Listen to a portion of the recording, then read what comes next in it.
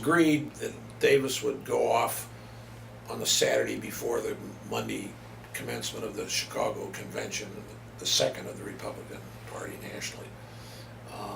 And Davis would go up there and organize the effort to get the nomination. He got up there and was appalled to see there was no Lincoln headquarters, even though there were Chicago lawyers who supported Lincoln.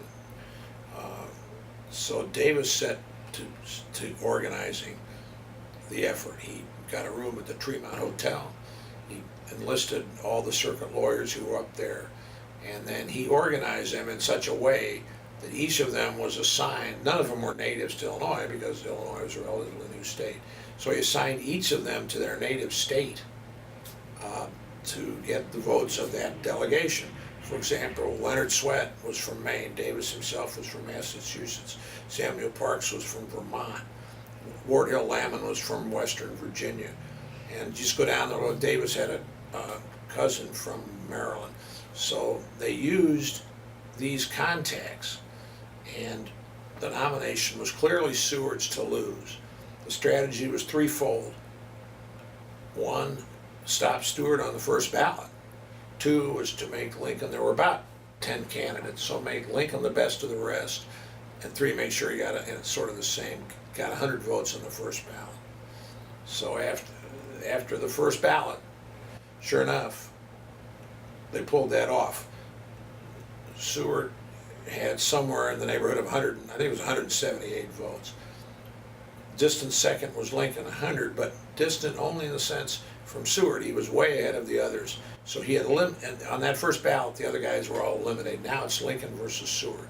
Then comes the real controversial aspect of this, which was always denied by David Davis. Lincoln sent a telegram to Davis saying, make no contracts in my name. Supposedly Davis took the telegram, looked at it, and said, stuck it in his pocket, said, Lincoln's not here. Now, did Lincoln write that for the sake of history, or did he mean it?